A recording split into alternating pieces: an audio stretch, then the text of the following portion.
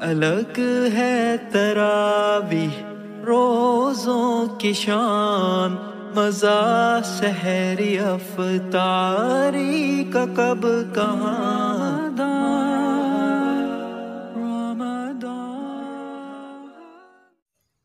بسم اللہ الرحمن الرحیم۔ ناظرین کرام، آپ دیکھ رہے ہیں رحمان اکیڈمی کی مخصوص رمضان ٹرانسمیشن پیام رمضان۔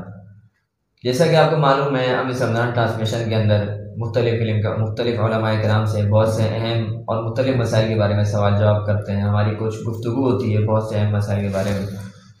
آج ہمارے ساتھ موجود ہیں ہمارے مہمان، اور ہمارے پرانے ناظرین کے لیے بالکل بھی تعارف کے محتاج نہیں ہیں، اور رحمان اکیڈمی کو جو دیکھتے رہتے ہیں، ہمارے ساتھ جڑے رہتے ہیں، ان کے لیے تعارف نہیں کرا رہا میں۔ ہاں، ہو سکتا ہے کچھ نئے ہمارے ساتھ آئے ہوں تو ان کے لیے میں تعارف کراتا رہوں۔ مولانا انس صاحب، مولانا سے ہم کچھ سوالات کریں گے، مولانا فاضل احمد الخلیل اسلامی کے کچھ سوال جواب ہوں گے، کچھ گفتگو ہوگی۔ امید ہے انشاءاللہ یہ گفتگو ہمارے لیے بھی فائدہ مند ثابت ہوگی۔ السلام علیکم اللہ وبرکاتہ۔ جی صاحب، کیا حال چال ہے مولانا آپ کے؟ الحمدللہ۔ مولانا، آج کا موضوع ہے کہ رمضان المبارک کا مہینہ آتا ہے، بہت سارے لوگ جو ہے نا تبدیلی کی طرف آ جاتے ہیں۔ ماشاءاللہ ہمارے نوجوان طبقہ ایک بڑا بالکل ایک دم سے تبدیل ہو جاتا ہے، اور رمضان جاتی جو ہے وہ ہم دوبارہ سے اپنے جو ہے نا وہ کاموں میں اور جو اپنی پرانے اعمال ہوتے ہیں اس میں مصروف ہو جاتے ہیں۔ تو سب سے پہلا سوال تو رمضان کی اہمیت کے بارے میں ہو جائے کہ بھئی رمضان کی اہمیت کیا ہے، رمضان کو دوسرے مہینے پہ کیا فضیلت ہے، کیسے فضیلت ہے؟ بسم اللہ الرحمن الرحیم، نحمدہ و نصلی علی رسولہ الکریم۔ دیکھیں، اللہ جل جلالہ عما نوالہ نے مختلف چیزیں اور مختلف نوعیتوں سے ہر چیز میں کوئی نہ کوئی فضیلت رکھی۔ مثلا یوں سمجھ لیں کہ اللہ نے دنوں کا سردار بنایا جمعے والے دن کو، اور اسی طرح انسانوں میں انبیاء میں اور اس طرح اشرف المخلوقات پہ سردار بنایا جناب نبی کریم صلی اللہ علیہ وسلم۔ بالکل اسی طرح مہینوں کا سردار بنایا رمضان المبارک کا مہینہ۔ تو رمضان المبارک کا مہینہ جہاں ایک سردار کی حیثیت رکھتا ہے، وہیں ایک ہمارے لیے فضیلت اور ابدی فضیلت ہے۔ اللہ کے نبی صلی اللہ علیہ وسلم کے ارشادات ہیں اس معاملے میں، قرآن کی آیت ہے اس مہینے کے بارے میں، شاید کسی اور مہینے کے بارے میں بھی ہو، ایک آدھ دو مہینے ذی الحج وغیرہ کے بارے میں کسی رکن کے ساتھ لازم کر دیا مہینے کو۔ بالکل اسی طرح روزے اور رمضان کا قرآن کریم میں شہر رمضان الذی انزل فیہ القرآن ھدی للناس وبینات من الھدی والفرقان، تو اس طرح اس کو ساتھ کر کے ایک ہمیں پیغام دیا ہے کہ یہ مہینہ تمہارے لیے بہت قیمتی ہے، بہت کارآمد ہے اگر تم وصول کرنا چاہو، تو اس کی فضیلت ہے۔ اور پھر یہ ہمارے لیے پیکج کے طور کی بھی حیثیت رکھتا ہے۔ بعض لوگ ہوتے ہیں نا وہ نکالتے ہیں، کوئی سیل نکالتے ہیں، یا یوں کہہ لیں گے کوئی اسکیم نکالتے ہیں کہ بھائی یہ مختصر دورانیہ ہے، اس کے اندر تم ہمارے ساتھ کام کرو گے، اس طرح کرو گے تو تمہیں یہ بینیفٹ ملے گا، یہ فائدہ ملے گا، اور جب یہ سیل ختم ہو گئی اب اس کے بعد یہی دن، یہی رات، یہی لمحات، یہی سب کچھ، لیکن وہ بینیفٹ، وہ فوائد نہیں ہیں جو پہلے سے اس کے اندر مل رہا ہے۔ اچھا مولانا، مسئلہ یہ ہے کہ اس دور کا نا جو چیزیں ہماری عام دنوں میں جائز ہوتی ہیں، رمضان کی خاصیت یہ ہے کہ وہ چیزیں ہماری جو ہے نا وہ کھانا پینا ہے، عام دنوں کے اندر سب کھانا پینا کر رہے ہیں جو ہے نا، سب چیزیں جائز ہیں، لیکن رمضان کا مہینہ آتی جو ہے نا کچھ چیزیں ایسی ہیں جو کہ اللہ پاک نے ہم پر منع کر دی ہیں، تو سب رک جاتے ہیں۔ اب چھوٹے سے چھوٹا ہے، وہ سگریٹ پینے والا ہے، وہ بھی جو ہے نا افطاری کا انتظار کرتے ہیں، یار وقت ہوگا تو پھر جو ہے نا وہ سگریٹ پئیں گے، اور یعنی کہ نشے سے نشے آدمی جس کو عادت بھی لگی ہوتی نا، وہ بھی کہتے ہیں نہیں یار افطاری کے بعد کریں گے۔ لیکن وہ چیزیں جو کہ عام دنوں میں حرام ہے، ماشاءاللہ سے غیبت جو ہے عام دنوں میں بھی حرام ہے، لیکن آپ کسی بھی جگہ رمضان میں دو فارغ بندے مل کے بیٹھ جائیں اور ایسی کوئی ماشاءاللہ اوپر سے نیچے تک سب کو ایک کرتے تھے، تو یہ کیا وجہ ہے کہ ہم حلال حرام سے چلو رک گئے اس کے، لیکن جو ماشاءاللہ حرام کام ہو تو پورے رمضان ہی، بلکہ میں شاید غلط کہہ رہا ہوں لیکن بعد میں زیادہ ہو رہا ہوتا ہے، وہ جو رمضان میں سیزن لگ رہا ہوتا ہے نا بازاروں میں، جھوٹ ڈبل ہی ہو رہا ہوتا ہے اس کے اندر۔ بالکل، اصل میں دیکھیں اس میں دو چیزیں دیکھنے کی ضرورت ہے۔ ایک پہلو یہ نکلتا ہے کہ رمضان المبارک کا مہینہ آیا اور ہمارے نوجوان نے کچھ وہ چیزیں جو جائز تھیں وہ چھوڑ دیں، تو ہمیں یہاں اس پہلو کو دیکھنے کی ضرورت ہے کہ کیوں چھوڑ دی۔ تو اگر کوئی عقل و تدبر والا غور فکر کرے گا تو اس نتیجے پہ پہنچے گا کہ رمضان کی اہمیت ہے جبھی اس نے وہ جائز کام جو اللہ نے منع کیے وہ چھوڑ دیا۔ اس سے ہمیں یہ معلوم ہوتا ہے کہ ہمیں عمومی زندگی میں جیسے رمضان المبارک کے چند اعمال کے متعلق ہمیں یہ استحضار ہو گیا اور یہ اہمیت ہمارے دل میں بیٹھ گئی کہ اللہ دیکھ رہا ہے اور اللہ نے یہ منع کیا ہے، بالکل اسی طرح ہم اپنے نوجوان پہ اگر تھوڑی سی محنت کر لیں اور اس پہ ذہن سازی کر لیں، اس کی تھوڑی فکری تغیرات، فکر پہ اس پہ ایسی محنت ہو جائے کہ وہ تغیر تبدیل ہو جائے اور اس کا عمومی مزاج یہ بن جائے کہ مجھے اللہ دیکھ رہا ہے، اور جب اللہ دیکھ رہا ہے اور اس کی کام کی اہمیت ہو جائے تو یقیناً وہ ساری چیزیں بھی چھوٹ جائیں گی جس کا آپ نے تذکرہ کیا کہ بہت ساری چیزیں نہیں چھوٹ رہی. یعنی اس کے دل میں رمضان کی اہمیت ہے، جھوٹ کی اہمیت نہیں ہے. رمضان میں منع کرنے والے اللہ کا استحضار ہے لیکن جھوٹ منع کرنے والے اللہ کا استحضار نہیں ہے. اس کی مثال میں نے ایک جگہ سنی کسی عالم سے کہ ہمارے پاکستان میں دن کے 12 بجے بھی لوگ سگنل توڑتے ہوئے ملیں گے آپ کو، لیکن باہر ممالک میں جہاں کے قانون سخت ہیں وہاں رات کے 12 بجے بھی سگنل پہ اگر 2 کاریں کھڑی ہوں گی وہ وقت کی قانون کی پابندی کریں گے کہ جس وقت ان کو کہا جائے گا اس وقت جائیں گی، جس وقت نہیں. اس کی اہم وجہ کیا ہے کہ وہاں والوں کو اس بات کی اہمیت کا پتہ ہے کہ یہاں قانون سخت ہے، پکڑ ہو جائے گی، فوراً جھگڑے میں آ جائیں گے. اور یہاں والوں کو یہ پتہ ہے دن کے 12 کیا، دن کے 2 بجے بھی یہاں کے قانون بنانے والوں کی حیثیت کیا ہے. تو جب انسان کے دل میں جس چیز کا ڈر ہوتا ہے، اہمیت ہوتی ہے، تو یقیناً اس کی طرف چلنا آسان ہوتا ہے.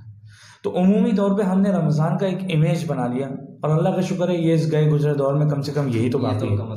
لیکن ہاں اس کے ساتھ ساتھ ہم جیسے اہل علم، اہل فکر اور دینی کام کرنے والوں کے لیے ایک پیغام ہے کہ ہم اپنے نوجوان پہ ذرا سی محنت کریں گے انشاءاللہ اور ذرا سا اس کے ذہن پہ اور فکری تبدیلی لانے کی کوشش کریں گے تو وہ یہ سب چیزیں بھی چھوڑ دے گا. کیونکہ ہمارے یہاں عمومی معاشرہ، جیسے آپ نے ابھی سوال کے اندر دہرایا، یہ بات حقیقت ہے کہ رمضان المبارک کا مہینہ آتا ہے، ہم ڈبل سے زیادہ ریٹوں پر سامان بیچ کے عید کے بعد عمرے پہ جاتے ہیں. یعنی ہمارا مزاج بن گیا کہ ہم عوام کو لوٹ کے حقوق العباد کو مار کر حقوق اللہ ادا کرنے چلے جاتے ہیں. اچھا صاحب، یہاں پہ میں ایک سوال لگا دوں. بالکل. اصل میں آپ نے حقوق اللہ کے کر کے مجھ سے ایک بات یاد آئی. دیکھیں بالکل صحیح ہے، ہم رمضان میں تبدیل ہو جاتے ہیں، یہ بات میں مانتا ہوں، بالکل تبدیل ہو جاتے ہیں، عام دنوں سے بہت فرق آ جاتا ہے. لیکن یہ تبدیلی صرف جو ہے عبادات میں آتی ہے. جہاں حقوق العباد کا معاملہ آتا ہے نا، رمضان پھٹے آپ دیکھتے ہیں افطاری وقت میں ماشاء اللہ جتنا روزہ لگ رہا ہوتا ہے نا، آخری وقت میں جیسے جیسے جا رہا ہوتا ہے پھٹے ویسے پڑنے شروع ہو جاتے ہیں. ہر دوسرا بندہ لڑتا ہوا نظر آ رہا ہوگا، وہ کسی نہ کسی لڑ رہا ہوگا. دکان میں چلے جائیں، وہ الگ اپنی جو ہے سیزن لگانے چکر میں وہ ڈبل منافع کر رہا ہوگا. تو جتنی بھی تبدیلی آتی ہے نا یہ عبادات کے اندر آتی ہے. مسجد میں رش ہوگا، عبادات میں تبدیلی آ گئی، لیکن بازاروں میں تبدیلی کیسے آئے گی؟ دیکھیے اس میں اصل میں وہی تھوڑا سا جواب کے ساتھ ایڈیشن کروں گا کہ مسئلہ وہیں آن کے اٹکتا ہے کہ ہمارا ذہن صرف ایک سمت پہ چل رہا ہے. ہم نے دین سمجھ لیا حقوق اللہ، کہ ہم صرف اللہ کا حقوق ادا کریں گے تو کام ہو جائے گا. سمجھنے کی بات یہ ہے کہ جناب نبی کریم صلی اللہ علیہ وسلم کی زندگی سے جو احکامات ملتے ہیں وہ سارے احکامات نماز کے متعلق نہیں، زکوٰۃ کے متعلق نہیں، حج کے متعلق نہیں، بدنی عبادات کے متعلق نہیں، بلکہ معاشرت کے متعلق اس سے ڈبل گنا مقدار میں ہے. اس کو یوں سمجھیے، میں عمومی طور پہ ایک آسانی کے لیے سمجھاؤں، ہمارے درس نظامی کا جو کورس ہے، عالم کا کورس جو کہلاتا ہے، اس میں کتاب پڑھائی جاتی ہے ہدایہ کی 1 جلد ہے عبادت پر اور 3 جلدیں ہیں معاملات پر. ہم معاملات کو پس پوش ڈال دیتے ہیں. اسی طرح ہمارے ایک انڈیا کے بزرگ ہیں حضرت مولانا ابراہیم دیولا صاحب دامن برکاتہ، ان کے ملفوظات میں نے یہ بات سنی کہ حقوق العباد کو چھوڑ کر حقوق اللہ ادا کرنے والا ثواب تو کما سکتا ہے لیکن زندگی میں تبدیلی نہیں لا سکتا. اور حقیقت بھی یہ ہے کہ احادیث میں اس چیز کی تصریح ملتی ہے کہ جیسے وہ ایک حدیث ہے کہ بے سینگ والی بکری سینگ والی بکری کو سامنے لایا جائے گا اور انصاف کا معاملہ کیا جائے گا. اور یہ اللہ کی ذات سے بعید نہیں، کیونکہ اللہ ہر عیب سے پاک ہے اور نا انصافی یہ عیب ہے، لہٰذا اللہ پاک ہر قسم کا انصاف فرمائیں. جب اللہ کی ذات انصاف کو پسند کرنے والی ہے اور وہ ایک ایک چیز میں عدل و انصاف مساوات کرے گی تو پھر ہمیں اس بات کی طرف سوچنا چاہیے کہ ہم حقوق العباد چھوڑ کر اپنے مسلمان بہن بھائیوں کے حقوق چھوڑ کر. آپ نے تو خالی افطاری کی بات کی، افطاری کا تو بہت چھوٹا سا معاملہ ہے میرا خیال ہے. اگر افطاری کے جیسے آپ نے آخری وقت کا تذکرہ کیا تو 15 منٹ 20 منٹ 25 منٹ اس میں ذرا سا کیفیت ہوتی ہے اس طرح کی. لیکن میں دکھے دل سے عرض کروں کہ بہت ساری جگہ پہ افطاری کے آخری وقت نہیں، افطاری سے کئی گھنٹے پہلے کئی گھروں میں، کئی ایسی جگہ پہ کام کرنے والوں میں اتنی ناگفتگی حالات ہوتے ہیں اور اتنے ایسے رویے ہوتے ہیں کہ ان رویوں کو اگر سنا جائے تو رونگٹے کھڑے ہو جائیں، پریشانی ہو جائے. اور اگر کوئی اپنی بیٹی اپنی بہن پہ رکھ کے سوچے، اپنے بھائی اور اپنے ملازم پہ رکھ کے سوچے، یا اپنے بیٹے کو اس پہ رکھ کے سوچے کہ ملازم کے ساتھ کیا سلوک ہو رہا ہے اگر اس جگہ میرا بیٹا ملازم ہوتا، بہو کے ساتھ کیا سلوک ہو رہا ہے کاش اگر میری بیٹی کے ساتھ یہ ہوتا. اگر کوئی اپنے دل میں رکھ کے سوچے تو خود ہی احساس ہو جائے گا کہ ہم کتنے پانی میں ہیں اور کتنے انصاف کر رہے ہیں. سمجھا. اگلا تھوڑا سا یہ ہے کہ الحمدللہ ہم جو ہے نا وہ گناہ تو سارے خود کرتے ہیں لیکن بہت سارا شیطان میں ڈالتے ہیں. لیکن رمضان میں ہماری اس کا پول کھل جاتا ہے. بالکل.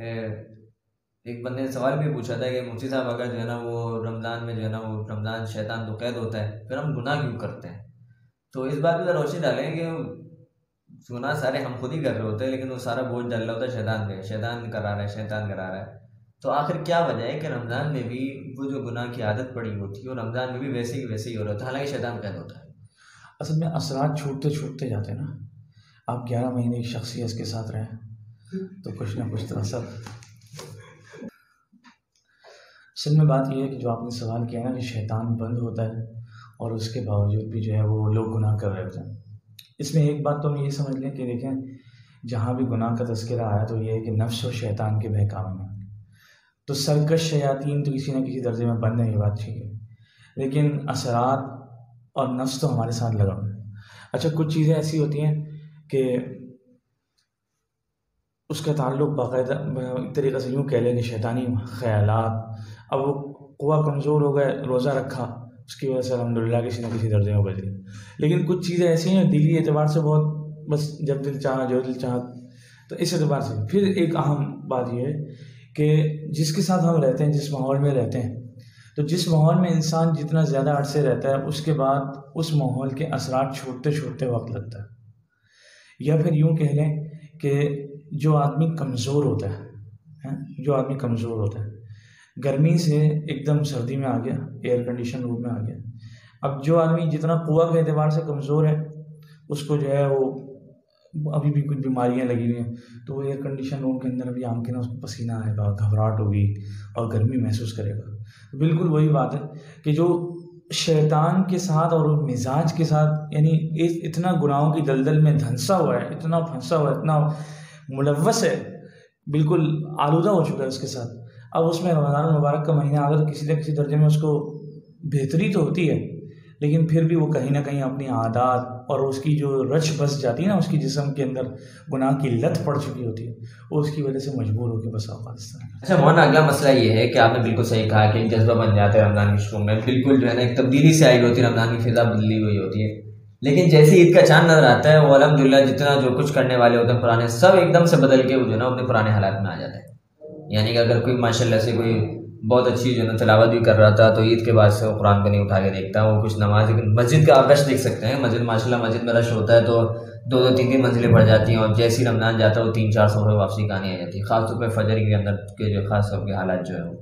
تو کیا وجہ ہے کہ ہم عید کے چاند نظر آتی ویسی پرانی اپنی حالت میں کیوں آ جاتے ہیں؟ اور دوسرا سب سے اہم بات کہ اگر ہم اس بات سے بچنا چاہیں کہ بھئی ہماری جو عادات رمضان میں لگ گئی ہیں، ہم سدھر گئے کچھ نہ کچھ رمضان میں، آگے کیسے اس کو باقی رکھیں؟ دیکھیں سب سے پہلے تو آپ کی جو بات ہے نا اس کے جواب میں یہ کہوں گا کہ سب سے پہلا وہ بنیادی معاملہ تو یہ ہے کہ بھائی رمضان کا چاند، عید کا چاند ہوا تو اب جو تبدیلی آ رہی ہے اس تبدیلی میں سب سے بڑا جو اثر ہے وہ شیطان کا ہے. بالکل صحیح کہا آپ نے. شیطان آزاد ہو گیا تو اب وہ آزاد ہوتا ہے تو وہ دوبارہ اپنا کام وہیں سے شروع کرتا ہے. بلکہ میں کہوں تو شاید کچھ زیادہ طاقت سے، کیونکہ ظاہری بات ہے کسی انسان پہ دیکھ لیں آپ کہ کسی انسان کو آپ کسی چیز سے روکیں تجسس ہے نا، حتیٰ کہ چھوٹے بچوں کے بارے میں بھی کہتے ہیں کہ جس چیز کو ان سے مطلع نہیں کرنا ہو نا تو بلا وجہ کا تجسس پیدا نہ کریں.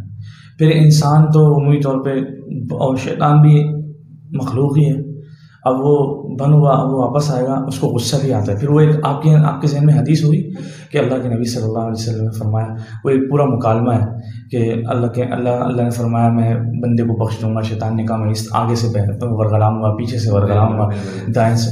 تو جب اس کا جذبہ ہی یہی ہے، اس کا شوق ہی یہی ہے کہ اس نے ہماری امت مسلمہ جہنم تک لے کے جانا ہے، تو وہ تو اپنے مشن پہ کام کرے گا. اب اس کو 1 مہینہ اللہ نے بند کر دیا، وہ اس کو دوبارہ اجازت ملی ہے، تو وہ اپنا پوری طاقت کے ساتھ زور لگائے گا کسی طریقے سے اعمال ضائع ہو جائے.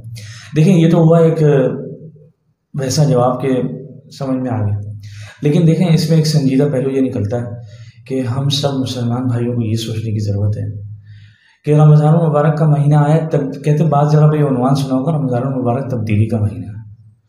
تو رمضان المبارک تبدیلی کا مہینہ کیوں ہے؟ اس لیے کہ جتنی طاقت ہمارے اندر اعمال کی نہیں تھی، یا جو ہم اعمال گزرے ہوئے سال میں نہیں کر پائے، چاہتے تھے، چاہت تھی، طلب تھی، یہ چاہتے تھے کہ ہم کریں لیکن نہیں کر پاتے تھے، تو رمضان آیا. اب اس کی مبارک ساعت میں اللہ سے وہ طاقت، وہ ایمانی قوت، وہ ہمیں مانگنی ہے اور اللہ سے عرض کرنا ہے کہ اللہ ہم کرنا چاہتے ہیں لیکن ایمان کے کمزور ہونے کی وجہ سے کر نہیں پاتے. لہٰذا اگر آپ کی مدد شامل حال ہوئی تو ہم آگے جا کے شیطان کی چالوں سے، اس کے ورغلاؤ اور اس کی بہکاووں سے بچ سکتے ہیں، وگرنہ نہیں بچ سکتے. تو رمضان المبارک تبدیلی کا مہینہ اسی وجہ سے ہے کہ ہم نے اس چیز کو مد نظر رکھ کر، اور یہ بھی سمجھ لیں یہ ایک طریقے سے نتیجہ بھی ہے، کہتے ہیں جیسا امتحان دیا ویسا رزلٹ آئے گا. تو رمضان کو جس طرح قبول کیا ویسا ہمیں آگے کی زندگی میں پتہ لگے گا. جیسا رمضان گزارتے ہیں ویسے عید ہے. ایک وہ عربی کا شعر ہے نا کہ عید اس کی نہیں ہے جس نے نئے کپڑے پہنے یا بہت زیادہ خوشبو مہک کیا یا اور دیگر اس نے دنیاوی لوازمات. عید تو اس کی ہے جس نے واقعتاً رمضان میں اعمال سے اس کو مزین کر لیا. تو حقیقت بھی ہے کہ رمضان تبدیلی کا مہینہ اس شخص کے لیے ہے جس نے اس کو وصول کر لیا اور اپنے آگے زندگی کے فیصلے کرا لیے، اور جس کا رمضان ویسا کا ویسا ہی رہا، آیا گیا بس. اور پھر آپ نے تو عید کی بات کی، میں تو یہاں دکھے دل سے عرض کروں گا. اچھا دیکھیں اس میں ایک بات عرض کر کے پھر ایک بات اور سے ملا دوں گا. ایک تو یہ کہ ہمارے یہاں بعض مرتبہ 20 رمضان کے بعد سے ہی عبادات کا فقدان ہو جاتا ہے، حالانکہ اصل عشرہ تو آخری عشرہ ہے جس کا اندر محنت زیادہ ہوتی ہے. اور حدیث میں آتا ہے انما الاعمال بالخواتیم، دار و مدار جو ہے نا اعمال کا خاتمے پر ہے. یہ کسی بھی شخصی انسان ہے یا کوئی بھی، تو خاتمے کا اعتبار ہے بہت بڑا.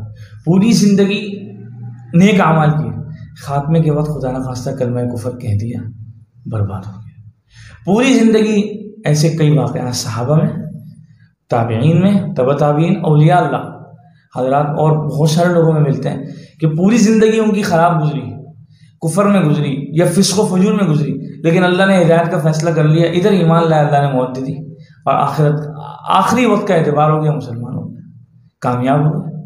لہٰذا ایسے صحابی بھی ہیں کہ جنہوں نے ایک نماز بھی نہیں پڑھی، ایک کوئی دین کا حکم بجا نہیں لایا، لیکن موت جو ہوئی وہ کامل مسلمان اور بخشائے ہوئے مسلمان کے طور پر. تو لہٰذا یہ بہت اہم، جہاں ایک وہ ہے کمی ہے، وہیں ہمیں اس کی فکر کی بھی ضرورت ہے کہ ہمیں اس چیز کی فکر کرنی چاہیے کہ ہم نے اچھا. اب میں نے کہا تھا کہ اس چیز کے اندر ایک بعض مرتبہ ہوتا ہے، دیکھیں رمضان ہے، کسی سے کوئی غلطی ہو گئی، کوئی نماز چھوڑ گئی، کوئی وقت نکل گیا، کوئی تاخیر ہو گئی، تو اب ہمیں یہ نہیں سوچنا چاہیے ہم ہر کسی پہ تنقیدی نگاہ رکھیں کہ جو شخص رمضان المبارک کے مبارک مہینے میں رمضان میں عید کی وقت کی نماز، عصر کی نماز، مغرب کی نماز کے بعد آیا، اب اس نے اپنی نماز کی نیت پانی لو لی، ہم نے تو اپنے دل میں مولوی صاحب کی بھی نماز نکلتی ہے، تبلیغی بھائی کی بھی نماز نکلتی ہے، اچھا یہ خانقاہ میں ذکر کرنے والے ان کی بھی نماز نکلتی ہے. نہیں بھائی، یہ ہمارا حق نہیں ہے، یہ ان کا اور اللہ کا معاملہ ہے. لہٰذا ہمیں کسی تنقیدی نگاہ سے نظر رکھ کر کسی کی ذاتی زندگی پہ اتنا بڑا فتویٰ یا امیج بنا لینا کہ یار یہ ایسے بھائی، ہو سکتا ہے اس نے بہت کوشش کی ہو، اس کو نہیں مل سکی ہو، تو ایسا تو نہیں کرنا چاہیے.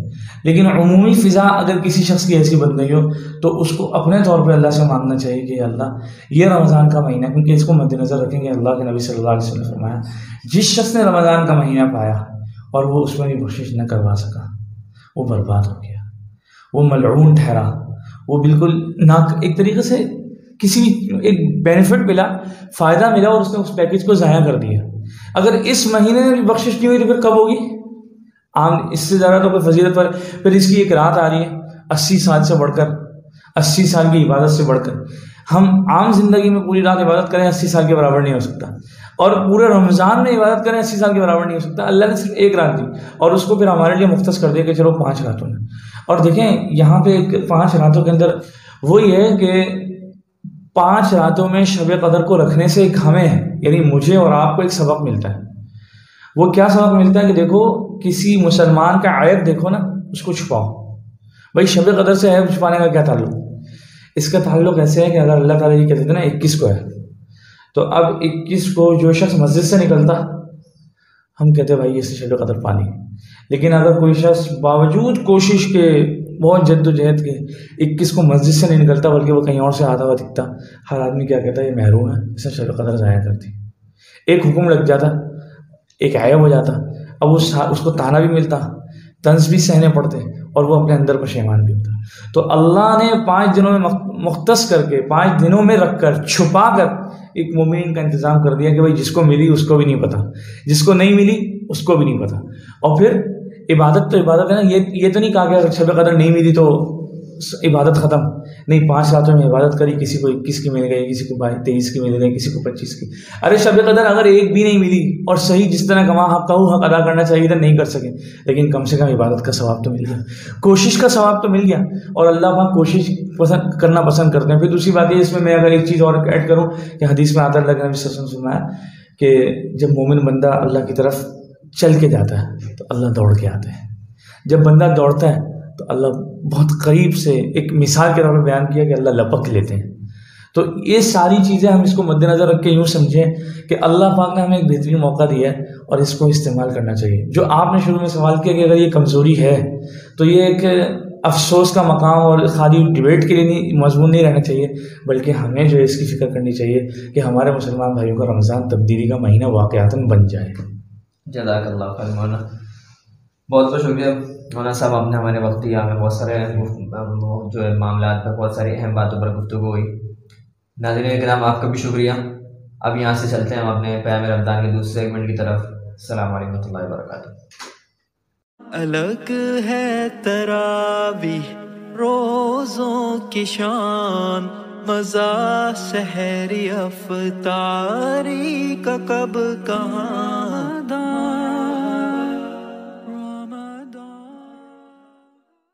الگ ہے تراویح روزوں کی شان، مزہ سحری افطاری کا کب کہاں،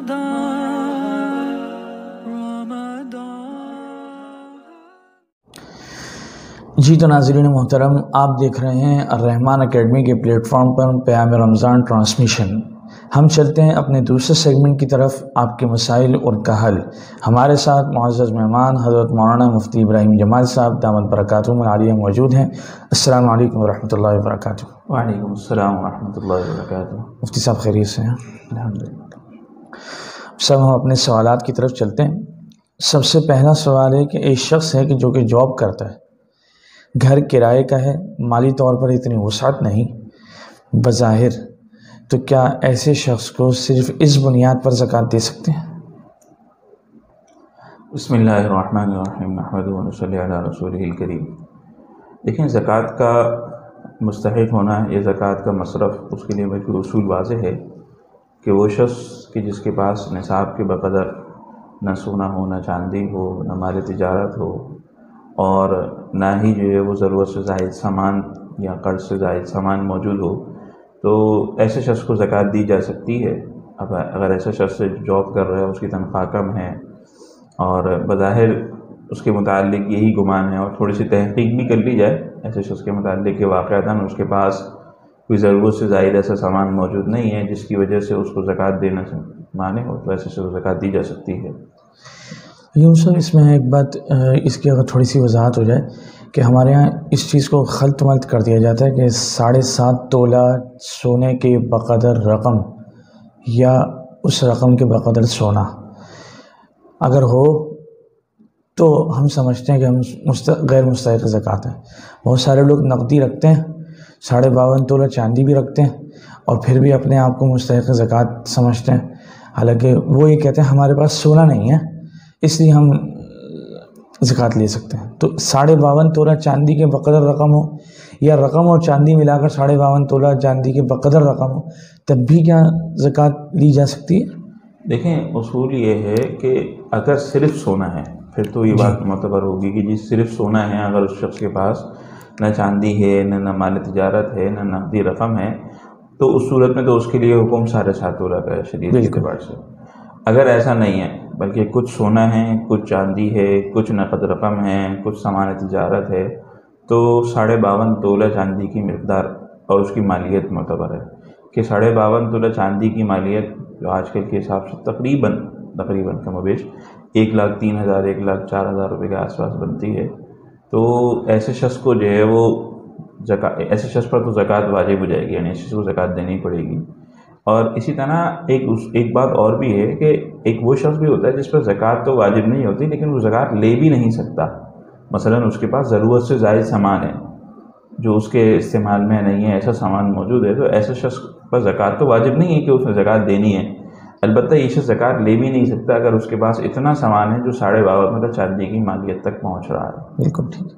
اس میں ایک بار صاحب اگر اور ایڈ کر دیں کہ جیسے آپ نے چاندی کی بقدر رقم بتائی 1,03,000 یا 4,000 تو یہ تو آپ نے ایک عمومی بتائی، لیکن جو بھی زکوٰۃ لینے والا ہے وہ اس کو اس دن کے حساب سے دوبارہ، کیونکہ ریٹ بہت زیادہ آگے پیچھے ہو رہا ہے. یہ میں نے آپ کو کہا کہ یہ کوئی حتمی رقم نہیں، اصل کی 52.5 تولہ چاندی کی مقدار کے بقدر رقم ہے. اب وہ اس وقت کے لحاظ سے جس دن زکوٰۃ ادا کی جا رہی ہے یا جس دن زکوٰۃ لینے والا لے رہا ہے اس دن کی مالیت کہتے ہیں، اس دن کی مالیت کہتے ہیں، اس میں کمی بیشی ہو سکتی ہے. دوسری بات یہ بہت ساری چیزیں ایسی ہوتی ہیں، اوون اور ڈنر سیٹ، بہت ساری سینکڑوں آلائے بلائیں اس طرح کی ہیں جو گھر پہ آئی ہوئی ہیں، مچان پہ رکھی ہوئے ہیں، کپڑے ڈال کے رکھے ہیں، اچھی خاصی مہنگی رقم، اور اگر ان کو بیچا جائے تو اچھی رقم مل جائے. بہت سارے لوگ اس کو سمجھتے ہیں کہ یہ تو ہمارے پاس ہے ایسی ہیں اور پھر بھی زکوٰۃ لے رہے ہوتے ہیں. کیا ایسے شخص کو بھی زکوٰۃ دے سکتے ہیں؟ نہیں، وہ کہا نا ضرورت سے زائد سامان. اب ضرورت سے زائد سامان ایسا سامان جو سال بھر استعمال نہیں ہو رہا. بالکل. جیسے عموماً خواتین ہوتی ہیں ان کے پاس مہنگے جوڑے ہوتے ہیں جو پورے سال استعمال نہیں ہوتے ہیں، ٹھیک ہے، ان کے پاس رکھے ہوتے ہیں، شادی کے جوڑے رکھے ہوتے ہیں. تو یہ ساری چیزیں اس نصاب میں شامل ہیں جس نصاب کے اعتبار کیا جاتا ہے زکوٰۃ لینے نہ لینے کے متعلق. اچھا. البتہ زکوٰۃ تو واجب نہیں ہے. یہ تو نہیں کہا جا سکتا کہ جی اوون رکھا ہوا ہے تو اس پر زکوٰۃ واجب ہوگی. شادی کے کپڑوں پہ شادی کے کپڑے ہیں تو ان میں زکوٰۃ واجب نہیں ہے. لیکن اگر کسی کے پاس یہ چیزیں ہیں اور اس کی مالیت 52.5 تولہ چاندی کی بقدر پہنچتی ہے تو ایسے شخص زکوٰۃ نہیں لے سکتا. بہت اچھا ہو گیا، بڑی وضاحت سے یہ مسئلہ سامنے آ گیا تاکہ لوگوں کو اس میں غلط فہمی نہ ہو. سب اگلا سوال ایک غیر رمضان سے متعلق ہے کہ ولیمے میں لفافے لینا، یوں کہہ لیجئے کہ نیوتا کی رسم، اس کے بارے میں شرعی حکم کیا ہے؟ دیکھیں ولیمے میں جو لفافے لیے جاتے ہیں اس کے اندر عموماً 2 طرح کا عرف اور رواج پایا جاتا ہے ہمارے. جی. بعضوں میں تو آپ نے کہا جیسے آپ نے نام لیا نیوتا کی رسم، بعض خاندانوں میں تو یہ رسم ہوتی ہے کہ باقاعدہ جو ہے نا وہ آنے والے آتے ہیں، لفافے رکھتے ہیں، پیسے رکھتے ہیں اور ان کے باقاعدہ اندراج کیا جا رہا ہوتا ہے. اور پھر اس کے بعد یہ کہا جا رہا ہوتا ہے کہ جی اس نے ہمارے اتنے رکھے ہیں، مثال 1000 رکھے ہیں تو ہم اس کے جب ولیمے میں جائیں گے، اس کے کسی تقریب میں جائیں گے تو ہم 1500 رکھیں گے. اس کو بڑھا کے دینا اپنے لیے ضروری سمجھتے ہیں کہ اگر نہیں دیں گے تو گئے اپنے پر جو ہے نا وہ اپنی عزت کا سوال جس کو سمجھا جاتا ہے. اگر اس طرح کی صورتحال ہے کہ اس کو باقاعدہ اندراج کیا جا رہا ہے، لکھا جا رہا ہے اور رسم کی طرح اس کو منایا جا رہا ہے تو یہ نیوتا کی رسم ایک طرح سے سودی صورت اختیار کر جاتی ہے کہ وہ 1000 دے رہا ہے تو میرے 1500 دینے ہی دینے ہیں لازمی. ایک طرح سے تو اس کی تو اجازت نہیں ہے کہ تو شرعاً ناجائز ہے. لیکن دوسری صورت ہوتی ہے ہدیے کی کہ اگر کوئی آپ کی تقریب میں آیا، ولیمے میں آیا، اس نے اپنی حیثیت کے مطابق، اپنی خوشی کے مطابق اس نے کوئی لفافہ دیا اور آپ جب اس کی تقریب میں گئے تو آپ پر بھی کوئی زور زبر نہیں ہے کہ آپ نے اتنا ہی دینا ہے یا اس سے زیادہ دینا ہے. آپ نے اپنی حیثیت اپنی خوشی کے مطابق دیا تو اس میں کوئی حرج نہیں ہے. ہدایہ دیے جا سکتے ہیں، دیے جا سکتے ہیں. سر اس میں ایک مسئلہ کی تھوڑی سی اور وضاحت بھی فرمائیں کہ ہمارے یہاں بعض مرتبہ ایسا ہوتا ہے اندراج تو نہیں ہوتا اور کسی کا گنا بھی نہیں جاتا، لیکن ہاں یہ ضرور ہے کہ دینے سے پہلے یہ سوچا جاتا ہے ارے فلانی کی نواسی نے کے موقع پہ کتنا رکھا گیا تھا، تو اس حساب کو مد نظر رکھ کے کہ اگر 1000 آیا تھا تو ہم نے بھی 1000 رکھ دیں.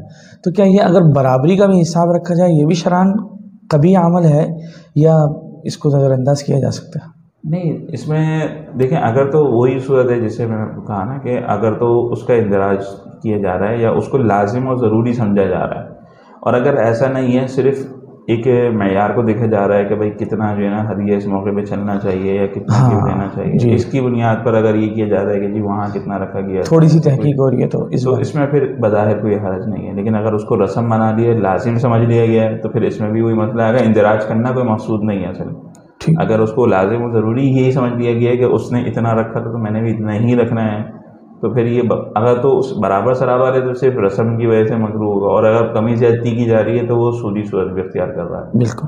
اچھا سر، اس کے اندر میرے ذہن میں ایک کمزور سی رائے ہے، آپ ذرا روشنی ڈالیے گا. اس میں یہ ہے کہ بعض مرتبہ ایسا ہوتا ہے کہ بہت سو کی استعداد نہیں ہوتی، اس کے باوجود بھی لوگ دیکھا دیکھی رکھتے ہیں کہ یار فلانے نے رکھا. مثال کے طور پہ کسی کی شادی ہے، اب ایک ہی گھر کے 4 داماد گئے، 2 کی استعداد ہے، 2 کی استعداد نہیں ہے، لیکن بہرحال جب سب رکھنا ہے تو رکھنا ہے. تو اگر ہم اس کی ترغیب اگر چلائیں تو شرعاً کیسا ہے کہ بھئی لفافے اگر رکھنے ہیں تو بجائے ولیمے کی دعوت کے شادی سے قبل دولہا کے پاس پہنچا دیا جائے، یا جو بھی رشتہ داری دلہن سے ہے یا دولہا سے ان تک پہنچا دیا، تاکہ کم سے کم اگر کسی کی استعداد نہیں بنتی تو اس کو اپنی ہتک میں اور ایک بے عزتی محسوس نہ ہو کہ یار میں نے تو رکھنا ہی رکھنا ہے. جب 2 ساڑو اٹھ کے جائیں گے اور رکھیں گے تو میں بھی جا کے لامحالہ رکھوں گا. اگر اس کی ترغیب چلائی جائے تو شرعاً کوئی ممانعت ہے یا کوئی مناسب چیز نہیں؟ دیکھیں اصل ہمارے یہاں جو ساری قباحتیں پیدا ہوتی ہیں یہ ساری دین کی دوری کی وجہ سے پیدا ہوتی ہیں. اگر ہم اس چیز کو دیکھیں کہ ہمارے الحمدللہ ابھی بھی بہت سے دیندار خاندان گھرانے وہاں ان چیزوں کو بالکل معیوب نہیں سمجھا جا رہا ہوتا. ہماری اپنی جو نا وہ عرف کے اندر، اپنے رواج کے اندر یہ بات مشہور ہے، رائج ہے. تو بہتر تو یہی ہے کہ جیسے آپ نے کہا کہ اگر اس وقت اس چیز کو نہ ہی کیا جائے، سب سے اعلیٰ درجے کی چیز ہے. اگر کوئی ہدیہ، کوئی تحفہ دینا مقصود ہے، چاہے وہ نقدی کی صورت میں دینا مقصود ہے یا کوئی چیز دینا مقصود ہے، تو پہلے کر لی جائے یا بعد میں کر لی جائے. بہت اچھا. لیکن اگر اس وقت بھی دیا جا رہا ہے تو بہتر یہ کہ ہم اپنے اعتبار سے چلیں. ہر بندہ اگر اپنے حساب سے چلنے کی کوشش کرے تو انشاءاللہ اس سے بہت زیادہ آسانی اور سہولت بھی ہے، اور بہت سی جو ہے نا وہ چیزیں جو ہمارے یہاں خاندانوں میں جو چیزیں بے برکتی اور جسے کہیں کہ تفریق کا سبب بن جاتی ہیں، وہ چیزیں بھی ختم ہو جائیں گی اگر ان چیزوں کو جو ہے نا خیال کر لیا جائے اور ان چیزوں کو جو ہے نا وہ سامنے رکھ لیا جائے تو انشاءاللہ. بعض مرتبہ ہم سب ایک آخری بات اس متعلق کروں گا. حضرت تھانوی رحمۃ اللہ علیہ نے طیب خاطر اور طیب نفس اس کے متعلق بھی لکھا ہے کہ یہ ایک طریقے سے ظلم ہے کہ ماحول کی مناسبت سے جبر ہے کہ اس کا دل نہیں ہے، استعداد نہیں ہے، چاہت نہیں ہے، خوشی نہیں ہے، لیکن پھر بھی وہ جبری طور پہ رکھ رہا ہے، اور ایک طریقے سے یہ اچھا عمل نہیں ہے. تو بہرحال آپ نے وضاحت تو کر دی، لیکن اس میں یہ کہ اگر احتیاط کی جائے تو زیادہ بہتر. ناظرین محترم، اس میں ذرا خیال کی ضرورت ہے کہ بعض مرتبہ یہ عرف کی وجہ سے ہم لوگ بہت زیادہ اس میں عیب سمجھ کر اپنے اوپر جبر کر کے قرض لے کر، بعض مرتبہ ادھار لے کر، حتیٰ کہ ایسا بھی ہوتا ہے کہ اگر کوئی شخص دعوت کی مقام پر حال میں پہنچا اور وہ لفافہ لانا بھول گیا تو وہ ماتھے پہ شکن، پسینے میں شرابور، پریشان حالت کہ یا اللہ میرے پاس لفافہ بھی نہیں ہے، پیسے بھی نہیں ہیں. ایک سے لفافہ مانگ رہا ہے، دوسرے سے پیسے مانگ رہا ہے، اور پھر وہ ادا کر رہا ہے. اور پھر سونے پہ سہاگا. اس پہ بھی بڑی بات یہ ہے کہ جس سے ادھار لیا تھا اس کا ادھار چکانے کی بعد میں ضرورت بھی محسوس نہیں کرتے. بہرحال آگے چلتے ہیں. سب اگلا سوال بھی غیر رمضان سے متعلق ہے. پب جی گیم کھیلنا کیسا ہے؟ دیکھیں پب جی گیم کھیلنے کے متعلق جو ایک بیچ میں تحقیق سامنے آئی تھی کہ اس کے بعض صورت ایسی ہوتی ہے کہ جہاں پر کوئی بت کو سجدہ کرنا پڑتا ہے اور پھر اس سے وہاں اس گیم کے اندر پاور ملتی ہے اور گیم کو آگے کھیلا جاتا ہے. تو اگر ایسی کوئی صورت ہے پھر تو یہ شرک ہے، تو اس کو کھیلنا کوئی ہے وہ شرک کا گناہ اس پر لازم آئے گا.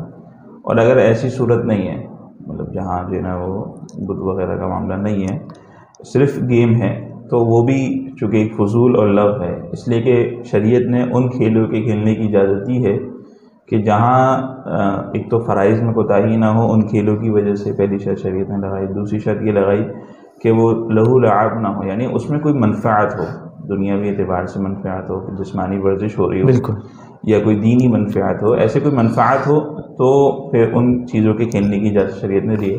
اور اس گیم کے کھیلنے میں نہ کوئی دنیاوی منفعت ہے نہ دینی منفعت ہے، اور عموماً دیکھا یہی جاتا ہے کہ جب کوئی شخص اس طرح کے کھیلوں میں لگتا ہے تو عموماً وہ فرائض اور دیگر سارے معاملات سے یکسو ہو کر کے اسی کے اندر مصروف ہوتا ہے، اور اس کی بڑی کوتاہی پائی جاتی ہے دیگر عبادات کے اندر، دیگر معاملات کے اندر، تو اس لیے ایسے گیم کے کھیلنا پھر ناجائز ہوگا۔ بہت اچھا۔ مطلب اگلا سوال ہے کہ کسی شخص کا کسی لڑکی سے رشتہ طے ہونا پا گیا، رشتہ طے ہو چکا، طریقے سے بات پکی ہو چکی، شادی کچھ وقت کے بعد ہے، تو شادی سے قبل text message, audio call, video call یہ شرعاً جائز ہے؟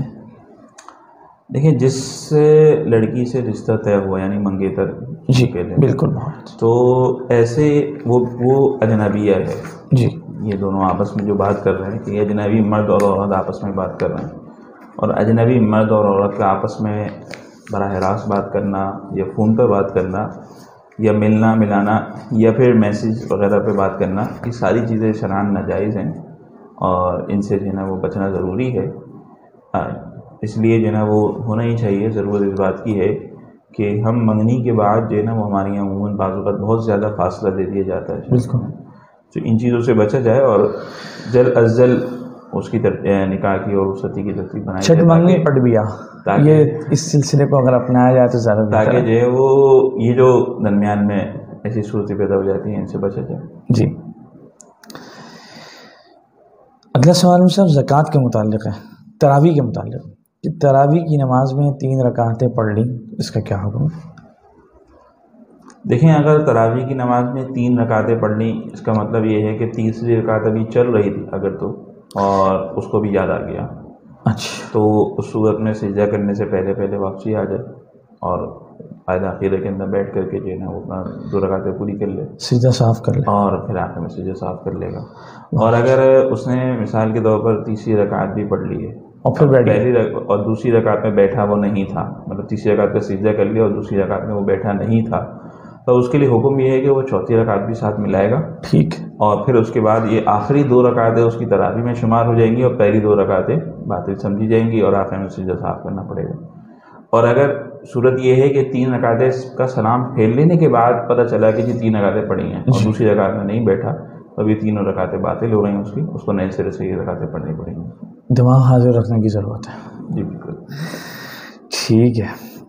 بہرحال بعض مرتبہ ایسا بھی ہوتا ہے کہ حافظ صاحب بڑی کوشش کرتے ہیں، دن بھر محنت جدوجہد اور بڑی قربانی دیتے ہیں، لیکن اس کے باوجود بھی بس اوقات دماغ پہ ایسے بوجھ ہوتے ہیں جس سے ایسی غلطی ہو جاتی ہے، تو لہٰذا پیچھے پڑھنے والوں کو بھی چاہیے کہ ڈنڈا لے کے سوٹا لے کے سوار نہ ہو جائیں کہ تم سے یہ غلطی ہو گئی، یہ غلطی ہو گئی، یہ غلطی ہو گئی۔ کبھی غور کریں کہ حافظ صاحب صبح سے لے کے شام تک کتنی محنت کرتے ہیں، اور وہ صرف کسی کے ملازم نہیں ہیں کہ بطور آپ امپلائر ان سے پیش آئیں اور ان کے ساتھ غیر اخلاقی رویہ اپنائیں۔ بہرحال اگلے سوال کی طرف چلتے ہیں ہم سب کہ زکوٰۃ کی طرح صدقۃ الفطر میں بھی کسی کو مالک بنانا ضروری ہے؟ جی بالکل، زکوٰۃ میں جس طرح تملیغ ضروری ہے اسی طرح صدقۃ الفطر میں بھی تبلیغ ضروری ہوگی، مستحق زکوٰۃ ایسے شخص کو دی جا سکتا ہے۔ ٹھیک ہے سر، اسی سے ملتا جلتا سوال ہے، بہرحال صدقہ اور فطرہ کون کون لوگ کھا سکتے ہیں؟ دیکھیں، فطرہ اور زکوٰۃ اس کا مصرف ایک ہی ہے، جی، یعنی کہ جیسے بھی بیان کیا کہ وہ شخص جس کے پاس 52.5 چاندی کے بقدر کوئی ضرورت سے زائد سامان اور اسباب موجود نہ ہو، اور صدقہ اگر نفلی ہے تو اس میں کوئی حرج نہیں ہے، وہ مالدار بھی کھا سکتے ہیں، اغنیاء بھی کھا سکتے ہیں اگر نفلی صدقہ ہے۔ ٹھیک سر، اس میں سر ایک بات آپ جو نفلی صدقہ کے بارے میں فرمائی، اس میں ایک وضاحت ناظرین کے لیے بہت ضروری سمجھنا چاہوں گا، آپ روشنی ڈالیں کہ نفلی صدقہ زیادہ بہتر ہے کہ اپنے رشتہ داروں میں دیا جائے، کیونکہ اس میں ڈبل غالباً ثواب ہوگا، اس پہ ذرا آپ روشنی ڈالیں۔ نہیں، اس میں نفلی صدقے کے اندر صرف مسئلہ نہیں ہے، بلکہ نفلی صدقہ ہو یا صدقات واجبہ بھی ہوں، زکوٰۃ بھی ہو، تو بھی سوائے اپنے اصول و فروع بالکل کو چھوڑ دیا جائے زکوٰۃ کے اندر، کہ زکوٰۃ اصول و فروع پہ ہی لگتی ہے، اور اسی طرح شوہر بیوی کو اور بیوی شوہر کو زکوٰۃ ہی رستی ہے۔ اس کے علاوہ جتنے بھی رشتہ دار ہیں ان کو، اگر ان میں کوئی ایسا رشتہ دار ہے جو مستحق زکوٰۃ ہے، ضرورت مند ہے، تو اس کو زکوٰۃ دینا زیادہ فضیلت کا باعث ہے بنسبت اس کے کہ دوسروں کو دی جائے۔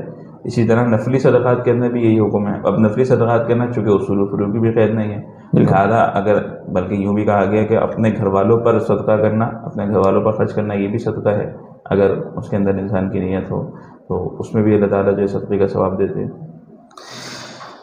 اس میں ایک بات اگر تھوڑی سی اور وضاحت کر دیں کہ نفلی صدقے کے علاوہ جو صدقہ ہے یعنی واجب جو زکوٰۃ وغیرہ ہے، وہ اصول و فروع آپ نے ایک عربی کا بہت خوبصورت لفظ استعمال کیا، اگر ناظرین کے لیے میاں بیوی کے لیے تو بتائیں۔ اصول و فروع کا مطلب یہ ہے کہ اصول کا مطلب یعنی کہ وہ لوگ جو اس کی دنیا میں آنے کا سبب بنے، یعنی کہ ماں باپ، والدین اور ان کے والدین یعنی دادا دادی، نانا نانی، اسی طرح اگر اس کے اوپر موجود ہوں تو وہ سارے آ جائیں گے۔ اور فروع کا مطلب یہ ہے کہ یعنی کہ اس کی اولاد، اولاد کی اولاد، اس میں پوتا پوتی بھی آئیں گے، نواسا نواسی بھی آئیں گے، یا اس سے آگے پھر چلے جائیں تو سارے آ جائیں گے اس میں۔ اور میاں بیوی نا شوہر بیوی کو زکوٰۃ نہیں سکتا، اور اسی طرح بیوی شوہر کو زکوٰۃ نہیں دے سکتی۔ سر بہت شکریہ، آپ نے اپنا قیمتی وقت دیا، ہمارے سوالوں کے جواب دیے۔ جی ناظرین محترم ہمارے ساتھ رہیے، انشاءاللہ کل دوپہر 4:30 بجے آپ سے پھر ملاقات ہوگی۔ الگ ہے تراویح روزوں کی شان، مزہ سحری افطاری کا کب کہاں